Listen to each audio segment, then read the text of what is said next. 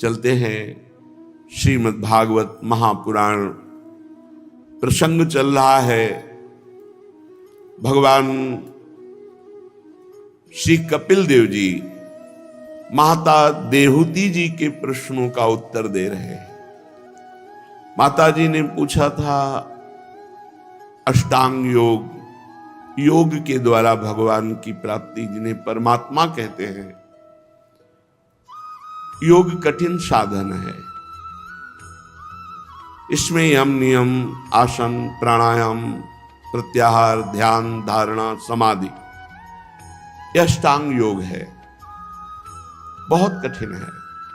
यम नियमों का पालन करना और आसनों को सिद्ध करना, प्राणवायु को सूक्ष्म कर लेना, फिर इंद्रियों को अपने अपने गोलकों में स्थित करके समाधि भाव को प्राप्त होना।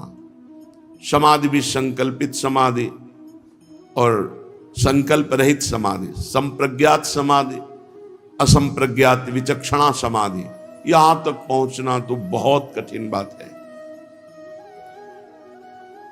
प्रभु ने ध्यान का वर्णन किया कि जब कोई उपासक यम नियमों का पालन करता है तो हृदय पवित्र होता है, मन एकाग्र होता है। उसे फिर शरीर स्थित करना पड़ता है आसनों में। 48 मिनट से प्रारंभ होता है और 3 घंटे तक अनिवार्य होता है।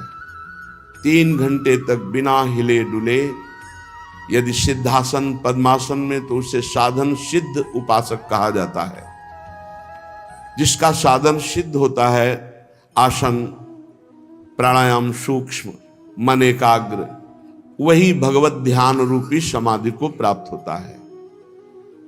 कल वर्णन किया भगवान के रूप का। आगे वर्णन कर रहे हैं, जब कोई भक्त एकाग्रता पूर्वक ऐसा ध्यान करता है जैसा कल वर्णन किया गया, तो भगवान मुस्कुराते हुए उसके चित्त का अपहरण करते हैं। ऐसी सुंदर झांकी कल सुना है आपने। भगवान खिलखिलाकर हंसते हुए उसके मन का अपहरण कर लेते हैं। तस्यावलोकमधिकम कृपयाति घोरत तापत्रयोपशमनाय निशिष्टमक्षणो। भगवान तीनों ताप का हरण करते हुए, हंसते हुए उसके चित्त का अपहरण करते हैं जो रोज प्रभु का ध्यान करता है। अगर आप निरंतर नाम मंत्र जपना स्वीकार करेंगे तो ध्यान करना ही नहीं पड़ेगा। ये हम शुरू से कहते चले आ रहे हैं। स्वाभाविक ध्यान होने लगेगा। नाम का इतना बड़ा प्रभाव है कि रूप ध्यान के लिए आपको प्रयास नहीं करना पड़ेगा। देखिए रूप नाम आधीना, सिद्ध बात है। जब हम विवश होकर, प्रेम विवश होकर नाम जप करते हैं तो रूप स्वाभाविक आ जाता है। एक क्षण के लिए भी कभी हृदय से रूप डरता ही नहीं। राधा वल्लभ लाल को हृदय ध्यान, मुख नाम, ये एक संबंध है। जब उपासक का नाम से दृढ़ लगाव हो जाता है, रुचि हो जाती है और वो निरंतर नाम जप करता है तो रूप अपने आप झलकने लगता है। अपने आप ध्यान नहीं धरना पड़ता, वो रूप प्रकाशित रहता है। आंख खोले या आंख बंद करे, उसके सामने इंद्रनीलमणि श्याम मनोहर, सात कुंभ तनु गोरी प्रिया प्रीतम झलकते रहते हैं। पी मूर्ति नयनन बसे, वो बस जाते हैं आके। खास बात है निरंतर नाम जप। अब ये जरूर है कि शास्त्र, संत और गुरुजनों के वचनों का आश्रय लेकर जो अनुभव हुआ, वो अगर बात मान लोगे तो कोई भी हो, कहीं भी हो, आपका परम मंगल होगा। ये हम चीख चीख के कह रहे हैं कि ध्यान करना बड़ा कठिन है अष्टांग योग के द्वारा। बातें बना लेना सहज है, लेकिन जो आप योग के द्वारा, ध्यान योग के द्वारा नहीं उपलब्धि प्राप्त कर सकते, वो आप नाम के द्वारा प्राप्त कर लेंगे। बहुत सुंदर बात है। जपत हरि विवश तव नाम प्रतिपद विमल, तो मनस तव ध्यान ते निमिष नहीं तरीको। नाम जप का सीधे ध्यान से संबंध है। नाम पहारू दिवस निष्ठ, तो ध्यान तुम्हार कपाट। बहुत ध्यान का संबंध है नाम से। जो जितना अधिक नाम निरंतर जपेगा, रूप अपने आप प्रकाशित हो जाएगा। हमारी ये बात बैठा लो, ऐसे ध्यान करने में मुनि मन ध्यान धरत नहीं पावत। देखी रूप नामाधीना। भक्त जनों के अत्यंत घोर तीनों तापों का शांत करते हुए उनके चित्त को चुराने वाला वो रूप प्रकाशित, और हंसते हुए प्रभु दिखाई देते हैं। श्री हरि का जो हास्य है, हासम हरे रवनताखिल लोक तीव्र श्लोकाश्रु सागर विशोषण मत्युदारम। जो प्रभु का हंसते हुए ध्यान में दर्शन है, वो बड़े से बड़े शोक अश्रु सागर को सुखा देता है, जन्म मरण के दुख को मिटा देता है। बड़े बड़े मुनियों को काम मोहित कर लेता है। और हरि अपने भ्रकुटी संचालन से काम को नचाते हैं।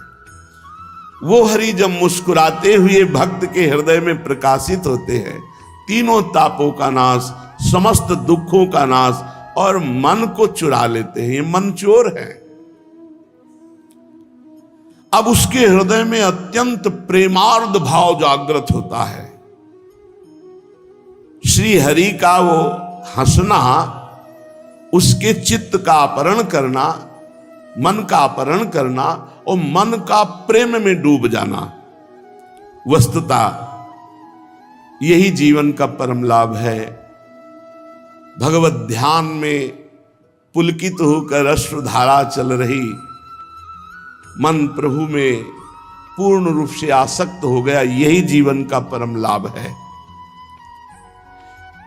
इस प्रकार साधक का जब प्रभु में प्रेम हो जाता है, तो हृदय भक्ति से पूर्ण होकर द्रवित होने लगता है। शरीर में कंपायमान, कपकपी आ जाना, रोमांच हो जाना, उत्कंठा जनित अश्रुधारा बहना, ये परम लाभ।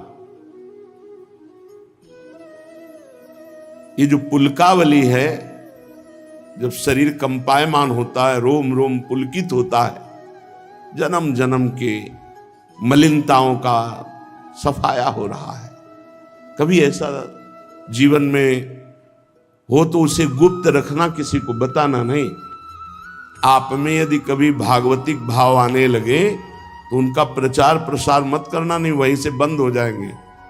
बहुत से ऐसे संत महात्मा साधक जन अपने अनुभव बताते हैं आकर के कि ऐसी ऐसी स्थिति थी, अब वो बंद हो गई। उसका कारण दो ही होता है, एक वैष्णव अपराध और एक अपने मुख से अपनी स्थिति का वर्णन कर देने से।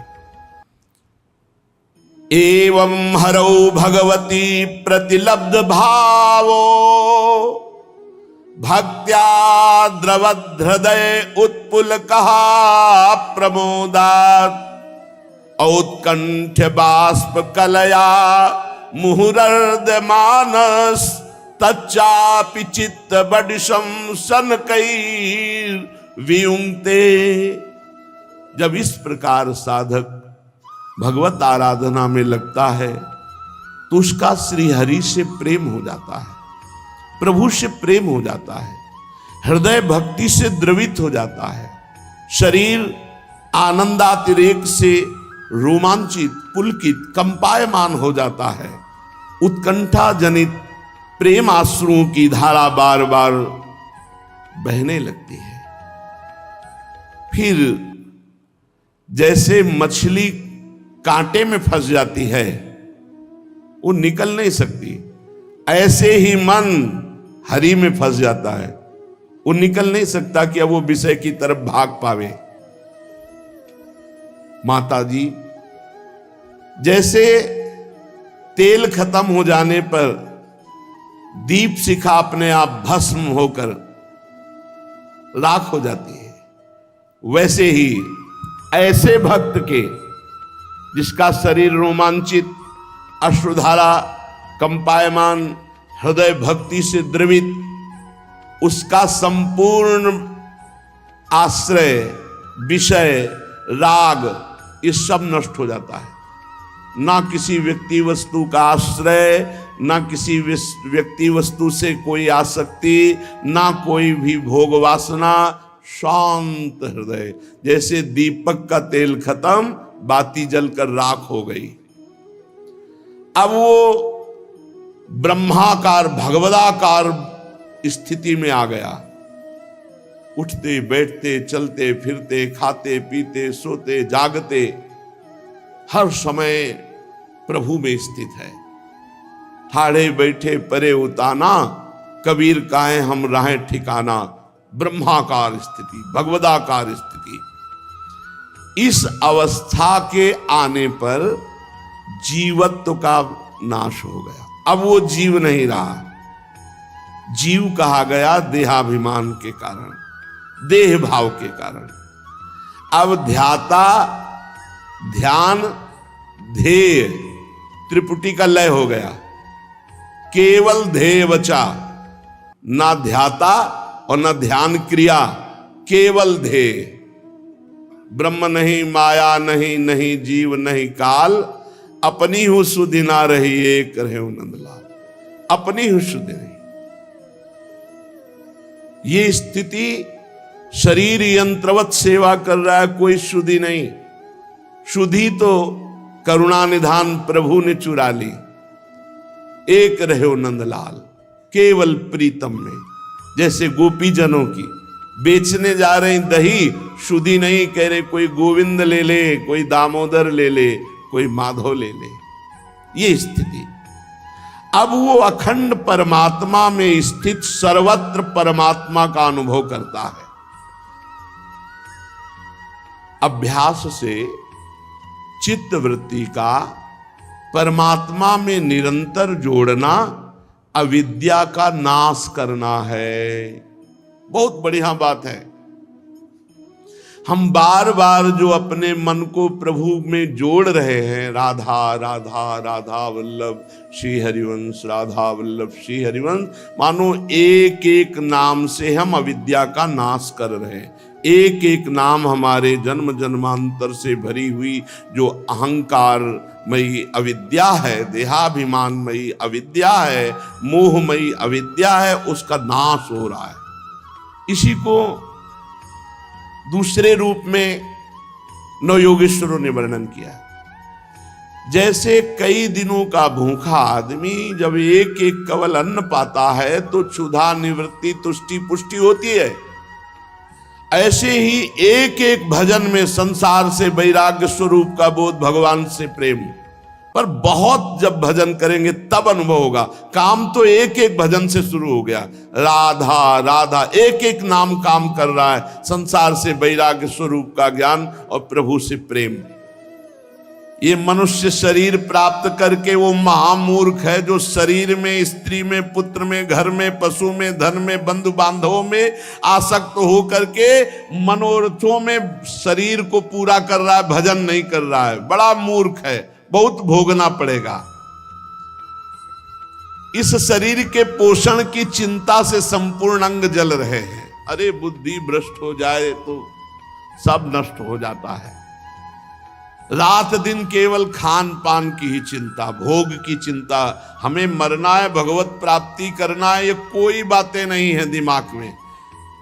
यहां तो सत्संग है, धाम है, तो यहां तो जागृति। गांव में देखो आप, बहुत जो बड़े भगत कहे जाते हैं, दो चार अगरबत्ती लगा दिए, बस हो गए, बस दिन भर वही प्रपंच के कार्यों में रति। शरीर पोषण की चिंता में लड़कवा को पढ़ाना, बिटिया का ब्याह, परिवार के कर्तव्य बढ़िया है, लेकिन ये भगवान के मानकर करो। चिंता क्यों करते हो? नाम जप करो, मेहनत करो। भगवान बहुत सुंदर निर्णय देते हैं, पूरी सृष्टि का पालन पोषण कर रहे हैं। अब करोगे पाप और चाहोगे मंगल तो कैसे हो जाएगा? वो इनकी चिंता में संपूर्ण अंग जलते रहते। दुर्वासना से दूषित हृदय तो बुढ़ापा में भी वो पापई का चिंतन करता है। बड़ी समस्या है।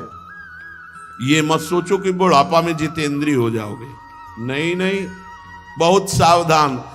शरीर इंद्रियां साथ नहीं देती और पाप वासना बढ़ती चली जाती हो, ऐसे कार्य बन जाते हैं पूछो मत। और जब जवानी होती तो भजन में मन नहीं लगने देते, कौन? भोग वासना।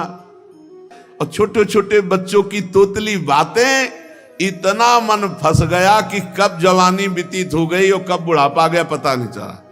अब सावधानी खूब बरत रहा है पर दुख बढ़ता चला जाता है। फिर वो हिंसा वृत्ति के द्वारा धन संचय करके उन लोगों का भरण पोषण करता है जो लोग उसका साथ नहीं देंगे, नरक में भोगना पड़ेगा। माताजी जीविका चलाने के लिए लोभवश वो दूसरों का धन छीनता है, दूसरों का पाप करता है। जब उसका वो प्रयत्न नहीं चलता, कुटुंब के भरण पोषण में असमर्थ हो जाता है, तब दरवाजे पर बैठा लंबी लंबी सांसें छोड़ता है, चिंतातुर होता है। जैसे बूढ़े बैल को कोई हरियाली और हरी घास और बढ़िया दाना चारा नहीं लगाता, ऐसे उस बूढ़े को नहीं, भगवान की चर्चा ली, भगवान का लाभ ली, बड़ी बुरी दशा, बड़ी बुरी दशा हमने देखी है। देखिए वयोवृद्धों के से मिलकर के जब भ्रमण कर रहे थे, इसलिए फिर भी उसे वैराग्य नहीं होता। माताजी जिसका पालन उसने किया था वो अब उसे पाल रहे हैं।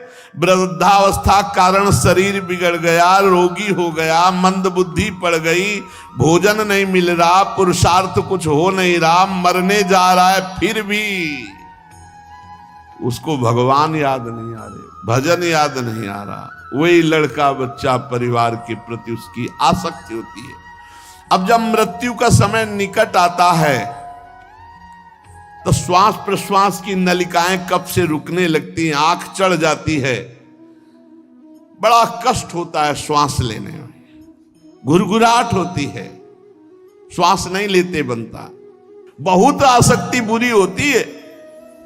अब वो बोल नहीं सकता, बूढ़ा मूढ़ मरने जा रहा है, स्वजन के लोग उसे अचेत देख रहे हैं। उस समय भयंकर नेत्र जिनके देखने मात्र से पेशाब और शौच छूट जाती है। यमराज के 2 दूत आते हैं, तो वो पिटाई अंदर करते हैं कि मलमूत्र सब त्याग देता है। दृष्ट्वा त्रस्त हृदया स्रकन मूत्रम विमुंचति, मलमूत्र छूट जाता है, इसी पिटाई होती है। और जिसलिए राधा राधा कृष्ण कृष्ण पिटाई विटाई नहीं होती, भगवान के पार्षद आते, जैसे हाथी के गले से फूलों की माला छूट गई, ऐसे शरीर छूटा भगवान के धाम को, कमाई कर ले होश में। अब वो कुटुंब के पोषण में लगा हुआ जो वृद्ध है उसकी पिटाई यमदूत करते, मलमूत्र का त्याग करता है, फिर उसको बांध करके यम पास में और बलात् यमलोक की लंबी यात्रा तय कराते हैं। रास्ते में घुड़की, रास्ते भर में शरीर कांपता है, और रास्ते में जिन्होंने दूसरे जीवों को नोच नोच के खाया वो सब भयंकर रूप धारण करके मिलते हैं। वो नोचते हैं उस पापी को, वो व्याकुल होता है, ऊपर से यमदूतों के चलते हैं कोड़े, घुड़की, मार, और नीचे दावानल, ऊपर लू, सबसे ऊपर तपती हुई सूर्य की गर्मी। ऐसी अवस्था में एक बूंद पीने के लिए जल नहीं, भोजन नहीं, विश्राम नहीं, छाया नहीं। अब वो आगे बढ़ने की शक्ति नहीं रहती, यमदूत घुड़कते और मार पिटाई करते उसे चलना पड़ता है। अब वहां तो न मरना है और न मूर्छा है, मार मार के जब चेतना आती फिर उठता है, फिर मार।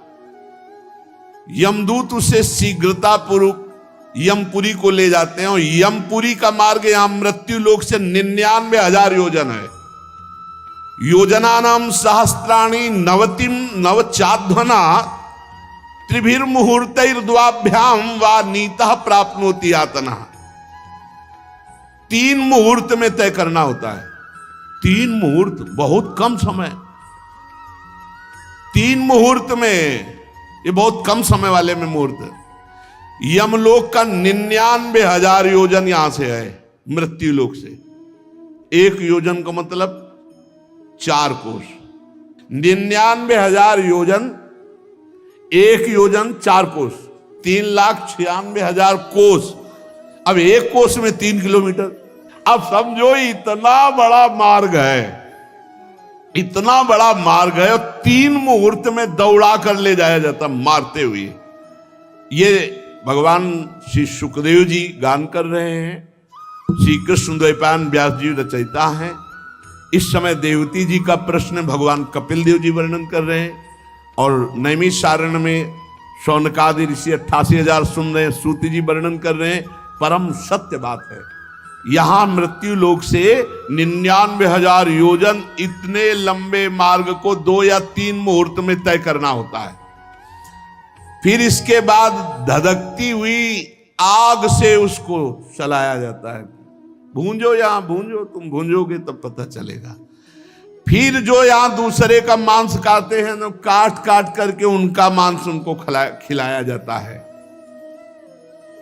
अब वो कहीं आग से जलाया जाता है, कहीं काट काट करके मांस उसका खिलाया जाता है, कहीं यमपुरी के भयानक कुत्ते और गिद्धों द्वारा उनकी आंतें खींची जाती हैं, बड़ा बड़ा कष्ट दिया जाता है। कभी शरीर को काट काट कर टुकड़े, कभी हाथी से चिरवाना, कभी पर्वतों से गिराना, कभी गैस के गड्ढों में बंद कर देना, कभी कोल्हू से पीला जाना। हे माता, इस प्रकार तामिस्त, अंध्र तामिस्त, रौरव महारौरव नरकों की यंत्रणाएं भोग करके, चाहे स्त्री हो चाहे पुरुष, जो पाप करेगा उसे नरक भोगना ही पड़ेगा। माता जी, ये जो लोग कहते हैं ना कि नरक स्वर्ग इसी पृथ्वी लोक में है, यही सब है, ऐसा नहीं है, बची हुई है। बोले यहां जो भोग मिलता है वो बचा हुआ। क्या बचा हुआ? जैसे किसी भयानक अपराधी को जब सजा होती, बोले आजीवन कारावास, 5 लाख रुपया जुर्माना। अब जब जुर्माना नहीं दे पाएगा तो उसको फिर सजा में बदला जाएगा। तो ऐसे ही नरक भोगना तो है वो सजा, और जो मृत्यु लोक में उसका बचा हुआ दंड मिलता है वो समझो जुर्माना, सजा। बोले इतना कठिन? तो देख लो, यहाँ 5 मिनट की घटना का पूरा जीवन सजा काटना पड़ता है, और अगर 5 मिनट की घटना ज्यादा भयावही हुई तो फांसी की भी सजा हो जाती है। आप सोचो, 5 मिनट की सजा में आजीवन कारावास, तो इतने पाप किए हैं तो नरक में कितना हिसाब किताब होगा। इसका ब्याज भी तो है, इसका ब्याज भी है। पाप कर्म हर चंद्रायण सूर्यायण में बढ़ता है, ऐसे पुण्य कर्म बढ़ता है। बहुत होश से ये कर्म भूमि में आप आए हुए हैं। माता जी, जो कष्ट भोग कर अपने कुटुंब के ही पालन और केवल पेट पोषण में लगा रहता है, कभी भगवान का भजन, धर्म कार्य, कभी दूसरों का हित ये नहीं करता, वो पापी ऐसे फल भोगता है। फिर यहां शरीर जो छोड़ा गया है उससे उसका कोई मतलब नहीं रहता। नया शरीर यातना देह का उसे प्राप्त होता है। परिवार के लोग नहीं जानते, सो यहां पिंड दान कर रहे हो, उसको वहां नरक भोगना पड़ रहा है। नाम जप, श्रीमद् भागवत का पाठ, भगवत कीर्तन, भगवत भजन, इससे कल्याण होता है। खूब नाम जप करो जिंदा में, अपने लिए, अपने भगवान की प्रसन्नता के लिए कुछ तो कर लो।